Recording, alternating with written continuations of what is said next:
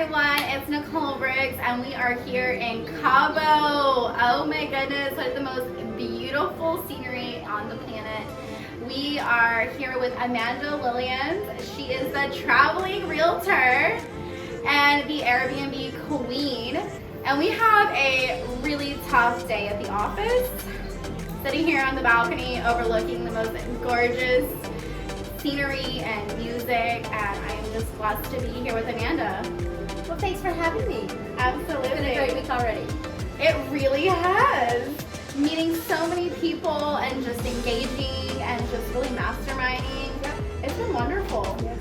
So the reason we invited Amanda on to share with you all today is because she is truly the Airbnb queen. I've known Amanda for 4 years now, and she has grown her Airbnb or short-term rental and long-term rentals business significantly. And so we're asking her today to kind of share some of her tidbits and her secrets with you, where that we can all build wealth the way that she is. I would love to. Awesome. Yes, So yes. what are the couple of things that you did to start off, and then how did it take off from there? So I'll bypass the whole story as to why I did it, but I started out house hacking, meaning we were going to be traveling for a little while, and so we put our house on Airbnb. Okay. And so it's called house hacking when you do that. So you lock off a few rooms and then you make it, an Airbnb, right? And so we did that. And the first 2 weeks we were gone, our house rented for like double what our mortgage was. And so it paid for our mortgage and it paid for the place that we were renting in Mexico at the time. And so I'm like, oh my God, I think we're onto something. And at the time we were flipping houses. And so instead of selling those houses, we did a cash out refi on those and we kept them. And we just turned them into Airbnbs as well, because that's kind of all we knew at the time. And then we ended up buying a few more, and then we got really smart. And we started doing rental arbitrage, which is where you lease the property and you put that into your short-term portfolio. And so it just kind of spiraled out of control. We got 12 properties our first 12 months. And Oh my gosh! I know they say go do something. She went and did it. Yeah. I mean, when I'm all in, I'm all in. I love that. So now you have more than 12 properties though, and you're doing, you have your personal properties that you purchased as an investment and doing the short-term rental, and then you also have rental arbitrage. So how many total properties do you have? We have 18 in North Carolina. Wow, they're all in North Carolina.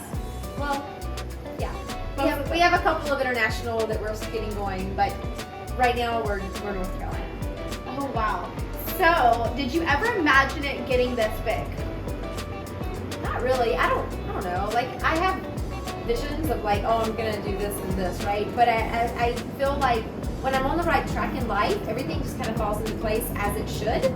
And so I never really thought like, oh, I'm gonna have 10 properties or 20 properties like that. I was just like, whatever. Like, if it happens, it happens. And so we just started having actually clients coming into town, and they wanted to buy investment properties. They actually came into town. They were staying at our houses, and they were like, we really like your model. If we buy houses, like, can you partner with us? And we're like, yeah, I guess we could. So that just kind of spiraled, and now we're up to 18. I don't know how much more we're gonna get. Like, I don't want to like saturate my market because I teach all my agents how to do this too. So between our company and then all of the agents that we teach in my local market, we represent 58 properties in Raleigh, North Carolina. 58 properties in the same city? Yes. Oh my gosh! So not only is she like an Airbnb or short-term rental queen, but she's like a Raleigh, North Carolina Airbnb queen. Like, I bet you have no competitors there. We have a few, but they're straight up on Airbnb. And so I teach our agents how to really do your own marketing to attract your right avatar. Which my right avatar, because I don't really do Airbnb that much anymore, I do midterm rentals, which is like 30, 60, 90 day rentals. And so our avatar is someone moving into Raleigh, North Carolina. And so there's a problem that they run into when they're moving into a new area. The problem is they either come in, they buy a house sight unseen, they don't understand the neighborhood, and they get locked into purchasing a property and they're like, oh my God, I hate this grocery store down the street, right? So that's first problem. Second problem is they moved twice. So they have to sign a 12-month lease on an unfurnished property. They're going in, they're doing all the normal stuff, setting up utilities, moving, all of that, so they can get a feel for the area. And then they have to wait 12 months and throw all of that money away in rent. And so with us, we rolled out our Live Like a Local program, so they can actually come in and they can literally stay in, 4 or 5 different areas around Raleigh, like little towns. I don't do all Raleigh. I do Clayton and Apex and Cary and like all of these little towns around Raleigh. And it gives them an idea of where's their tribe, right? Nice. Because they're moving from California, they're moving from Washington, from Florida. And so each little area, some places are really country, North Carolina. Some places are, very city-like. Some places have a lot of traffic. So it just depends on what that person likes. And I think that they deserve to be able to come in and stay in different properties in different neighborhoods and get a feel for like where their tribe is. That is so unique, Amanda. Thank you so much for sharing, because that's something that a lot of sellers are dealing with all over the entire country, is that exact problem, and to be able to solve it in such a unique way, it's very innovative. Yeah. Well, thank you, COVID. COVID pushed us into that. COVID literally did away with Airbnb for a few days. I don't know if you guys know that or not, but all of the reservations canceled. We had a little freak out moment for a little bit, and then we just got, I wouldn't say we got smart, we got desperate. And I went onto social media and I'm like, I have this wonderful 3-bedroom, 3-bath house on an acre of land. If you're coming from New York City and you have a bunch of kids in an apartment, you're quarantining in an apartment, right? Come down and quarantine with us. And that was my sales pitch. And I literally filled every single one of my properties in 2 weeks. I was 100% full when I was 100% vacant right when COVID hit. Amazing. Oh my gosh, that is incredible. Yeah. See, I knew that Amanda was amazing when I met her 4 years ago, and I'm really learning just right now what that meant. When things happen, you can't just shrivel up and say, I'm gonna retreat, I'm gonna let the world take over. You really have to figure it out, and you have to pivot your business, and you have to figure out a way to make it work, because I'm not a loser and I'm not going to lose. And so it's a way of how are you going to make that work. I love that perspective. Great. So is there anything that you could really tell someone that either is just starting out or already has 1 or 2 short-term rental properties, what they could do in today's market to help expand their portfolio? So, oh gosh, there's so much to go on with that. So if the audience are real estate agents, okay, I would say look at branding yourself, creating your company, going out, branding that, and really offering that midterm rental strategy. Because if you're a real estate agent, you're missing out on a boatload of money if you are not marketing to relocation clients. Because as you know, as licensed real estate agents, we get referral fees, or you can sell them a house yourself. But I refer anywhere from 3 to 8 buyers every single month just from this program, right? So if you are licensed, you definitely want to look at that. And again, branding yourself is really important, because you have no idea when Airbnb can pull the plug on you and completely shut down your business and give you no explanation at all. Ask me by experience, right? So that's the first thing. And then really it's just, there's so much you could do. I really love the rental arbitrage, because with that, you as a licensed professional can go in, you can talk to the landlord. You're using this property to market your business, to grow your real estate brokerage.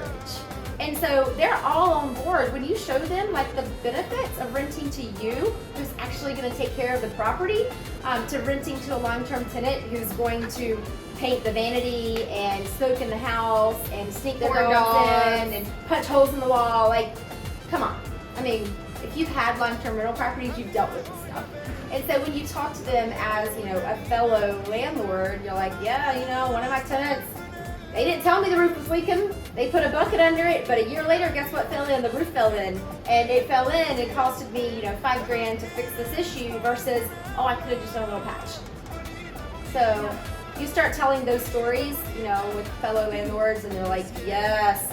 And what they really like is when you tell them, you can walk through this property at any point in time, and it's going to be in open house ready. It's going to be in show ready because this place is going to be professionally cleaned, professional photos. If there's a cabinet door that's not opening correctly, we fix it. We fix all of that, and they love it. I would say if you're just starting out and you have a place on your property that you can turn into a rental, whether that be your basement or an ADU out back or whatever it is, right? Or a space above your garage, just start that way because that's the easiest way. And you go in, you make it whatever it is, you put a little refrigerator in, you put in whatever, and that's going to be another little income for you, and it very well could probably pay your mortgage on that property. And so that's one way to get started. If you already have a couple going, I really love the arbitrage route. Something we've been doing recently as well is landlords come to us and we're like, look, if you want to furnish the property, if you want to put all the utilities in your name, then we'll market the property for you and we'll charge a percentage of whatever that gross income is. And then, it's still your property, whatever, we just do the marketing. All we're doing is filling the property for you. But you're paying for the cleaning, you're paying for the utilities, all of that. And that's been really great too because we're zero cash out of pocket. That's very unique. But I'm not a property manager. I'm not a property manager. I'm not going down that road. Anyone who's been down that road doesn't want to go down that road. That's a lot of unique, different ways to approach it. I really thank you for the tips because those are the things that not anyone who's just looking at the option of going short-term rental or what are the pros and cons versus long-term rental, short-term rental even know about. I mean, a lot of people who even start out with just one short-term rental, they have no idea. And so, talking about, I own a short-term rental myself and I have a rental arbitrage myself. And so it's one of those things that you don't even know until you do it, that the income is double and triple a traditional rental. It's insane. It's crazy. And then the profit is even more than double or triple the profit, right? So, there's a lot of opportunity out there for landlords who are doing traditional rentals right now to look into the option of doing a short-term rental and going down that route. At least try one property. If you have one property, you're just like, I'm really not getting the cash flow I want out of this property, just test it. And that way you can really see how the difference is, one, in the tenant and the property condition. Those are really important things when you're talking about an investment because this property you're purchasing as a long-term rental or even a short-term rental, they're all investment properties. They're something that you're going to sell in the future and want to make sure that it's in the best condition to get the most amount of money and equity into that property. And so those are things to consider when you're considering long-term versus short-term, is really talking to a professional like us who can sit there and say, these are the pros and cons. Have we all had those experiences? Yes, you're going to have those experiences in anything that you do, right? So what are the pros and are those really outweighing the cons? And for us, I know that we've experienced that. Yeah, absolutely. Again, thank you so much for joining us today. And Amanda, thank you so much for giving us all of this insight. We really appreciate it. And y'all have an amazing day.